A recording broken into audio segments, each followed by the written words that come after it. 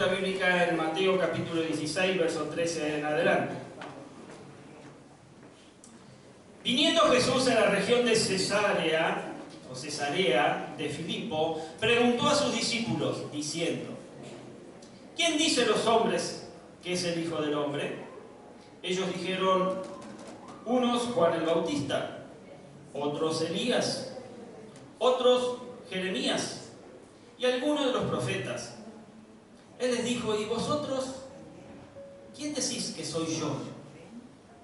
Respondiendo Simón Pedro dijo: tú eres el Cristo, el Hijo del Dios viviente. Entonces le respondió Jesús: bienaventurado eres Simón, hijo de Jonás, porque no te lo reveló carne ni sangre, sino mi Padre que está en los cielos. Amén.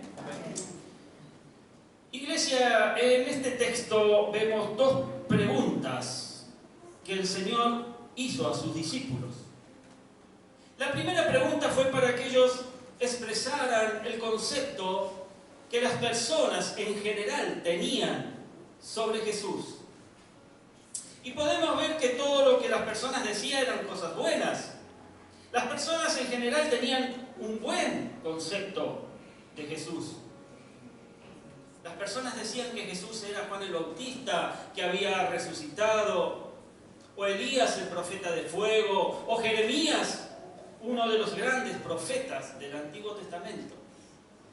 Y otros decían algún otro profeta que Dios había enviado. Pero Jesús verdaderamente no le interesaba tanto conocer el concepto que las personas en general tenían de Él, sino cuál era el concepto que sus discípulos tenían de Él. Jesús quería saber quién era Él para ellos, para sus discípulos, que lo habían visto hacer milagros, lo habían escuchado predicar, que lo habían escuchado hablar con poder y con autoridad, hacer milagros, sanidades. Es por eso que les hizo la pregunta, la segunda pregunta. Una pregunta muy importante, una pregunta impactante. ¿Quién dicen ustedes que soy yo? Y fue Pedro quien tomó la palabra y respondió la pregunta diciendo: tú eres el Cristo, el Hijo del Dios viviente.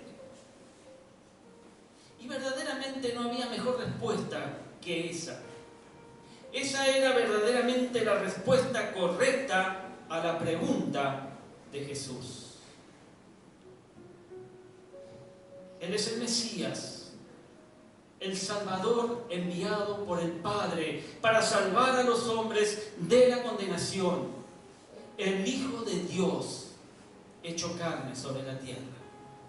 Pero hoy la pregunta de Jesús a sus discípulos es la misma para cada uno de nosotros. ¿Estás ahí? Amén. ¿Quién es Jesús para vos? Pregúntale al de al lado: ¿quién es Jesús para vos? Y tenés que comprender que la respuesta a esa pregunta se tiene que ver reflejada en tu vida. Hoy ustedes, los que se han bautizado, y les hablo a ustedes, chicos, tienen ese compromiso. Tienen el compromiso de que las personas vean reflejado a Jesús en sus nuevas vidas. Amén. Pero quiero que veamos algunas de las respuestas a esa pregunta y cómo lo debemos reflejar en nuestra vida cristiana. A veces nos jactamos de saber que Jesús es Dios. Pero si vos sabés que Él es Dios, ¿por qué no le adorás? Apocalipsis 7, 11 describe lo siguiente y 12. Todos los ángeles estaban de pie alrededor del trono de los ancianos, y de los 4 seres vivientes se postraron rostro en tierra delante del trono, y adoraron a Dios, diciendo: amén. La alabanza, la gloria, la sabiduría, la acción de gracia, la honra, el poder y la fortaleza son de nuestro Dios por los siglos de los siglos. Amén. Y a través de este texto nos puede surgir la pregunta: ¿qué es adorar? ¿Sabes, mi hermano?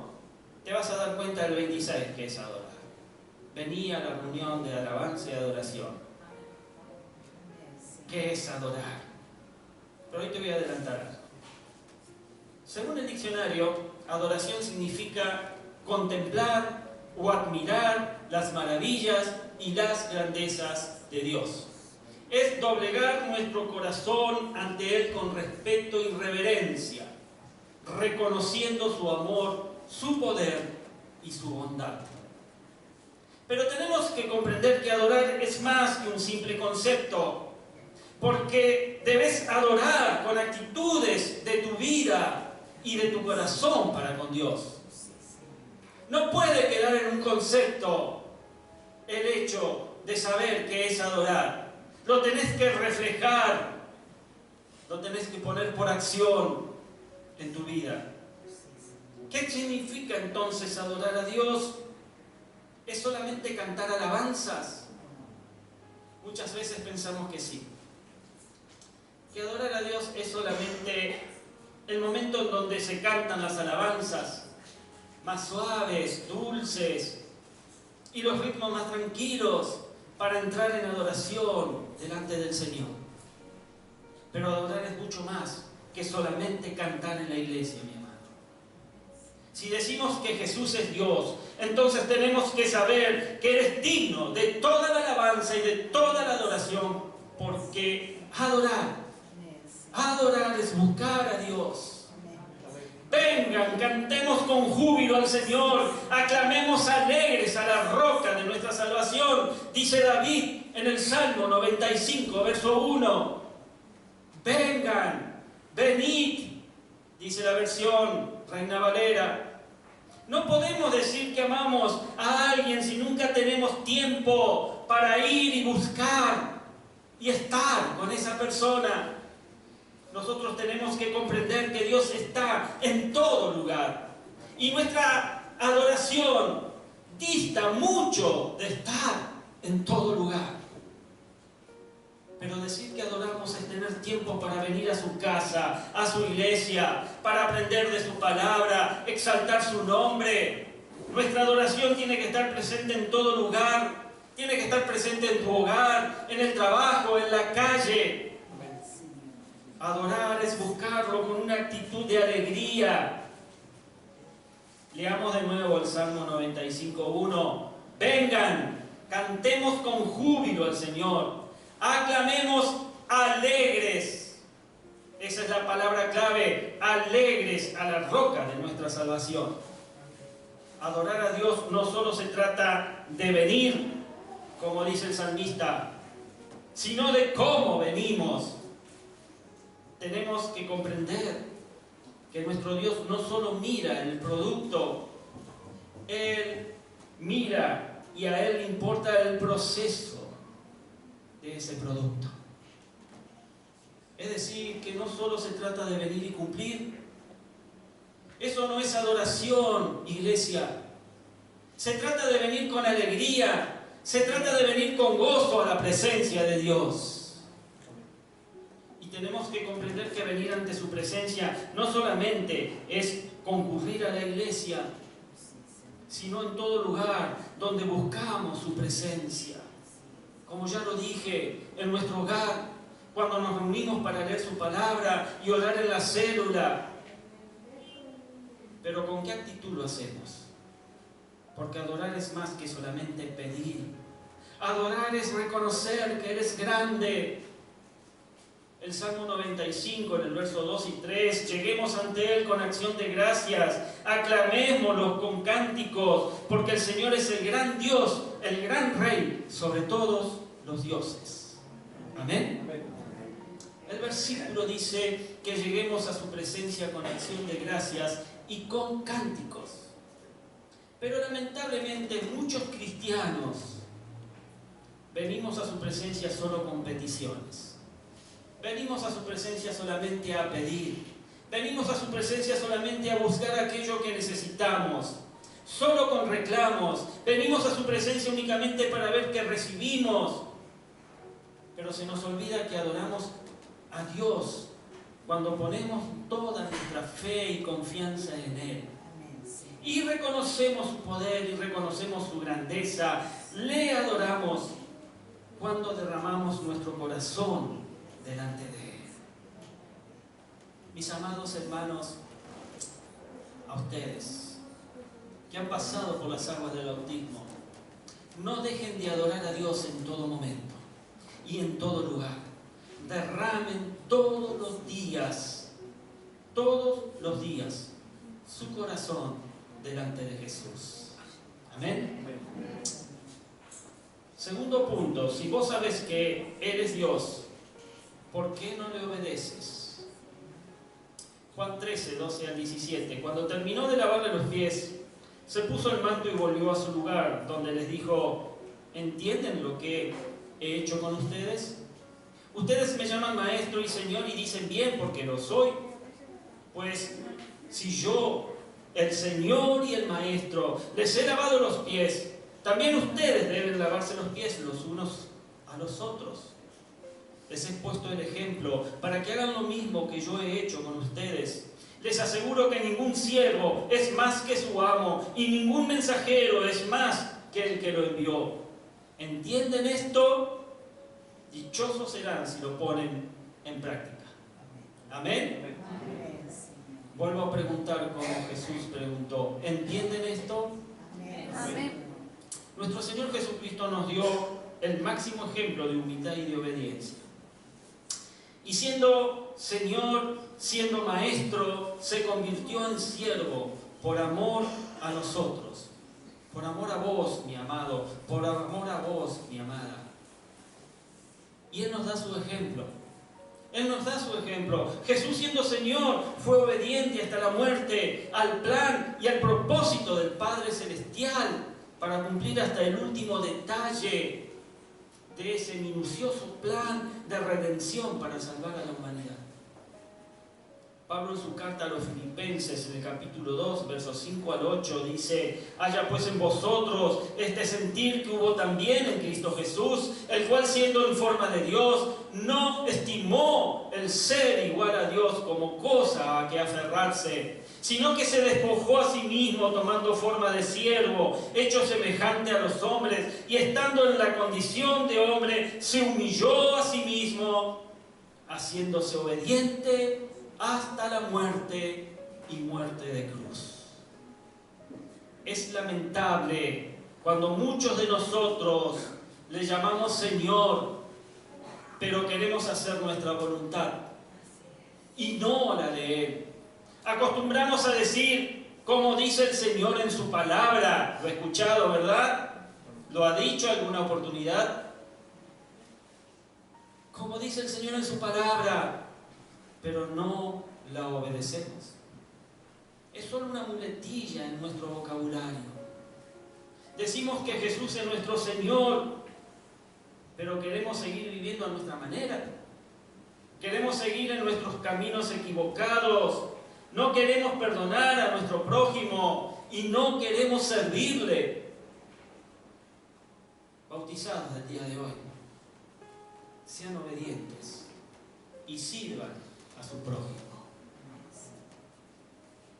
Porque si Jesús es Señor, deben servirle. A muchos de nosotros el Señor nos diría las mismas palabras que encontramos allí en el Evangelio de Lucas. ¿Por qué me llamáis Señor, Señor, y no hacéis lo que yo digo? Le llamamos Señor, pero nos hace falta la palabra clave para obedecer. Esa palabra que nos enseñó Jesús cuando les lavó los pies a sus discípulos. Y esa palabra clave es humildad. Repetí conmigo, humildad. Estamos cometiendo un gran error que no alcanzamos a comprender. Jeremías en el capítulo 10, verso 23 dice: Señor, yo sé que nadie es dueño de su destino, que no le es dado al caminante dirigir sus propios pasos. Mis amados, permitan que Jesús guíe y dirija sus pasos. No cometan el error de querer recorrer el camino sin su compañía. Amén. Punto 3. Si vos sabés que es todopoderoso, ¿por qué no le crees? Mateo capítulo 13, versos 53 en adelante dice: cuando Jesús terminó de contar estas parábolas, se fue de allí. Al llegar a su pueblo comenzó a enseñar a la gente en la sinagoga. ¿De dónde sacó tal sabiduría y tales poderes milagrosos?, decían maravillados. ¿No es acaso el hijo del carpintero? ¿No se llama su madre María y no son sus hermanos Santiago, José, Simón y Judas? ¿No están con nosotros todas sus hermanas? Así que, ¿de dónde sacó todas estas cosas? Y se escandalizaban a causa de él. Pero Jesús le dijo: en todas partes se honra a un profeta, menos en su tierra y en su propia casa. Y por la falta de fe de ellos, no hizo allí muchos milagros. Los habitantes de Nazaret no pudieron experimentar muchos milagros del Señor, no porque Jesús no tuviera poder o no quisiera, sino porque no le creyeron, dudaron de Él, le menospreciaron y lo cuestionaron en lugar de creer en Él. Muchos cristianos con su boca dicen creer en Jesús, claro que sí. Dicen creer en su poder, sí. Dicen creer que Él hace milagros, también, sí. Pero su corazón está lleno de dudas, de cuestionamientos, de menosprecio, y por eso los milagros no se hacen realidad en sus vidas.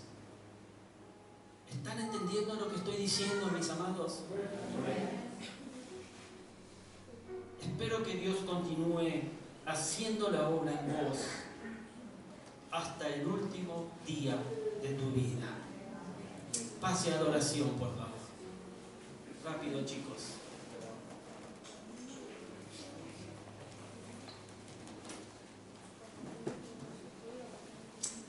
Hoy el Señor te invita a creer. El Señor te invita a creer.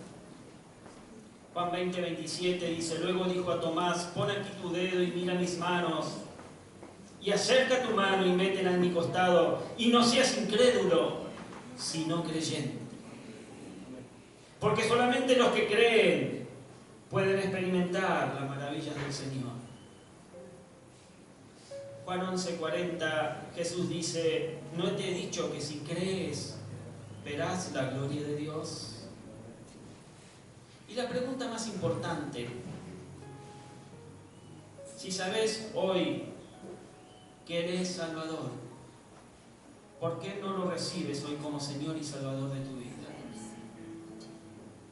La Biblia dice allí en Juan 3, 16 al 18: porque tanto amó Dios al mundo que dio a su Hijo único, para que todo el que cree en Él no se pierda, sino que tenga vida eterna.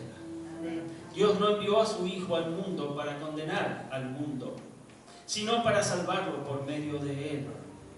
El que cree en Él no es condenado, pero el que no cree ya está condenado por no haber creído en el nombre del Hijo único de Dios.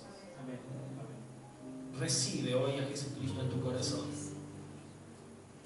Él te está dando esa oportunidad en el día de hoy, porque nadie sabe si mañana tendrás otra oportunidad de poder ser salvo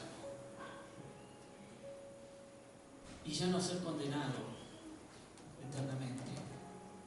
Porque Jesús es el medio, ese medio que Dios ha provisto para el hombre, para la mujer, para toda la humanidad, para perdón de pecados y vida eterna.